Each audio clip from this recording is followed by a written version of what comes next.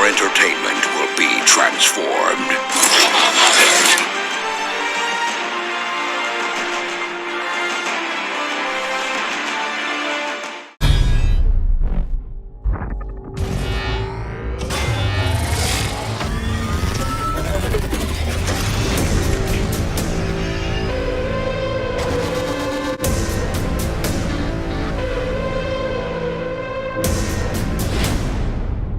Weep, grog, weep, need a bong, bots and fembots. This is TFA 1024, the Transformers Addict, coming back at you with yet another TFA Reviews. Today we're going to be taking a look at the Transformers The Last Night Premiere Edition Deluxe Class Autobot Drift, or Drift for short. So, before we take a look at the actual figure alone, let's go ahead and take a look at the packaging. So as you can see here, you have a very nice rendered CG model of Drift in his robot mode. And they have that same piece of artwork continued on the side of the box. I'm trying to get good lighting, I'm sorry. I don't got two lamps. I apologize. So, if you haven't noticed already, he is an Autobot. He is from a movie. He is from a franchise. On the side of the box, you have a nice new piece of artwork revealed. And again, this box does not like to stay, but yeah, I'll work with what I can take. So here you have a nice rendered image. He is a master swordsman, being voiced by Ken Watanabe. Hopefully he's reprising his role.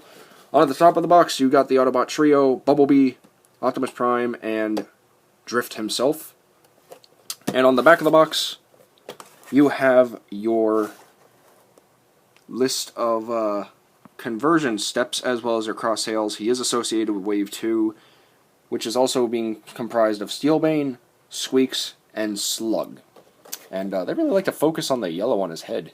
It's not even yellow, it's like gold. Jeez, man. Jeez. Oh, hey, there's my lamp. So, moving right along. Let's see if I can fix up this display real quick. There we go. Here we have Drift in his brand new alt mode. Vehicle mode. I don't like saying alt mode, honestly. I prefer vehicle mode, but that's just my personal preference. So instead of being a Bugatti Veyron like he was in Transformers Age of Extinction, due to lack of manufacturing Bugattis, he is now a Mercedes-Benz SLS GTR. And I think that's a really cool transition. I believe it's an SLS GTR, or it's probably a Mercedes GTR. I think, yeah. I don't know my cars all that well, but I believe it is a Mercedes-Benz SLS GTR. So, now, as far as I can see, this is not licensed by Mercedes-Benz at all, but we can definitely see that the car is the car he's supposed to be in the actual film. And instead of also being blue, he is now sporting a nice black and red color scheme, sort of homaging Transformers Robots in Disguise, where he was orange and black, and also pretty much taking what his original concept art was based on. So I think that's a pretty nice change as well. I absolutely love the red. I really do. Red is my favorite color, for those of you guys who don't know, and I just love it all the way down. It just looks beautiful.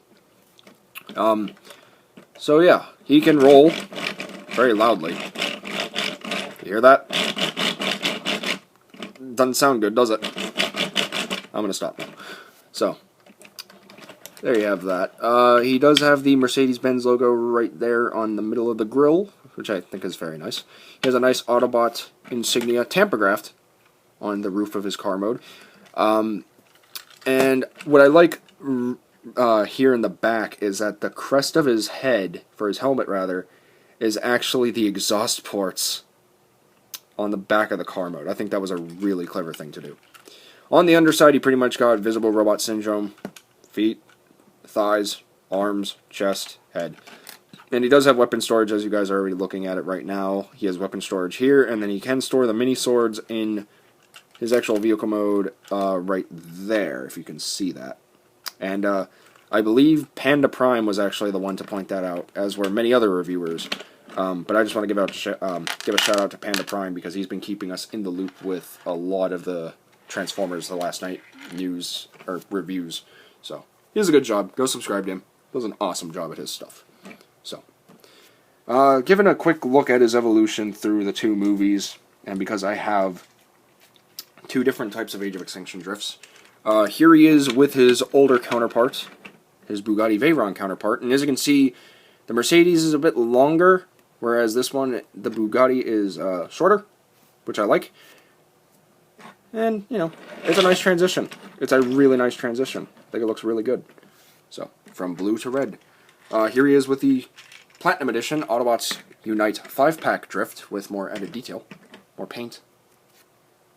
There you have that. And here he is with the Voyager class helicopter drift. And again, pretty cool. We don't know if he's going to turn into a helicopter or another vehicle in this film. I hope he keeps the triple changer theme going, because that was really cool to see. But if not, that's okay. So that's pretty much it for his vehicle mode. So, let's get him transformed into his robot mode by the power of stop motion. And here we have Drift in his robot mode, and as you can see, it is pretty much a slight retool of the first Age of Extinction Drift that we got. I hope you guys enjoyed the little stop motion, by the way. I thought it was pretty cool. I did that pretty quick. But yeah, so. Now, basically, from here, it's going to be similar like all the other reviews I've done so far. Bumblebee, Grimlock, he's the same figure. Now, don't get me wrong.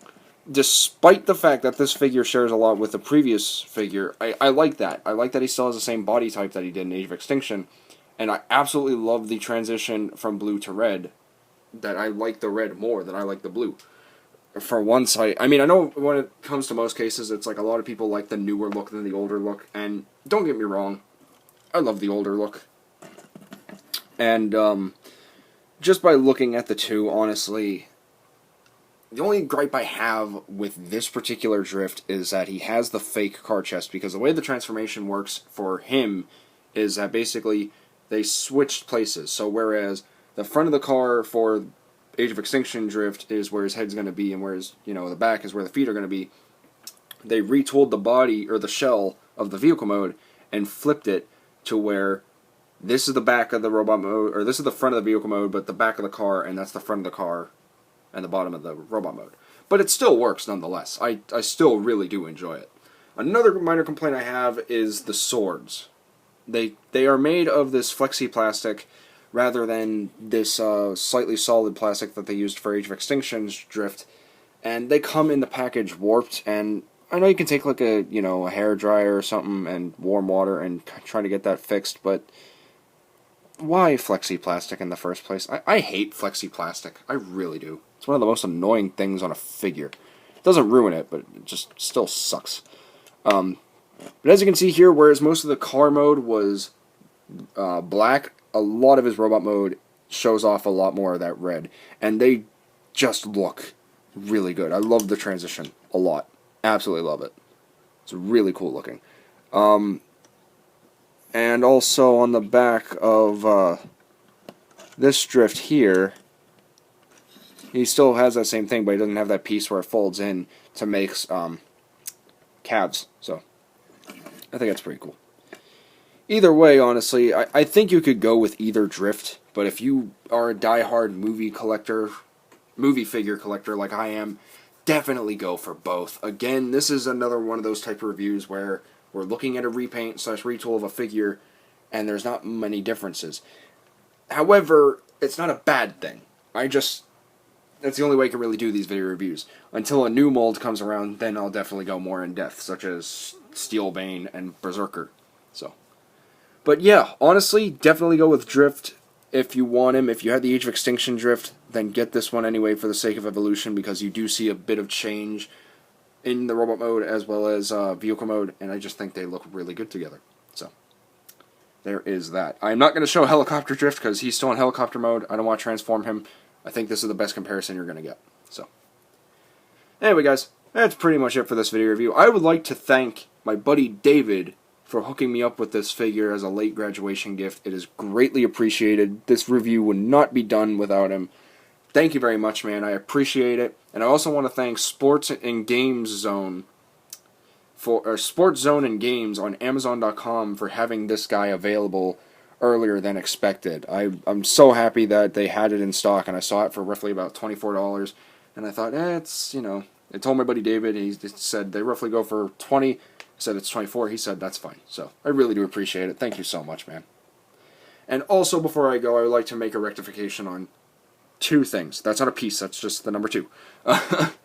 Number 1. In the Grimlock video review, the transition of the picture for the character was supposed to go from the feet to the head. I was in a slight rush and I forgot to edit that, so I apologize for that. And then also, I meant to mention about the head difference between the movie Grimlock's mainline figure as opposed to the new the 3-step turbo changer. And as you can see here, there's a picture of the head right up here where this blue drift is, and there's one for the accurate one for the 3-step changer Knight Armor Autobot Grimlock. And you can see the difference right away. I wish we would have got that head, as did my buddy Cyborg Raptor. I wish we got that head on a mainline Grimlock figure, but we didn't, so. Anyway, guys, that's pretty much all I got to say in this video review. So once again, thank you very much, David, for hooking me up with this guy. Thank you very much, Sports Zone and Games on Amazon.com, for getting this guy early. And thank you guys for watching. So, as usual, if you haven't already, please be sure to like, comment, share, and of course subscribe, not only for my content, but for Cyborg Raptors and BC's content, because this is the only channel where your entertainment will be transformed. And if you want to contact us in any way, shape, or form, by all means, go ahead and leave a comment down in the comment section down below. Post a message to us via the Facebook page. Also, like the Facebook page and follow me on Instagram for the latest on my channel, as well as the news within the Transformers franchise. And once you guys message us, please be respectful, be appropriate, and be patient, and we'll reply to you guys as soon as we can. But with all that being said, my fellow addicts, that's pretty much all there is to say. So, please remember, until next time, to get addicted, stay addicted, and TF addicts for life. This is TFA 1024, the Transformers Addict, rolling out. Peace.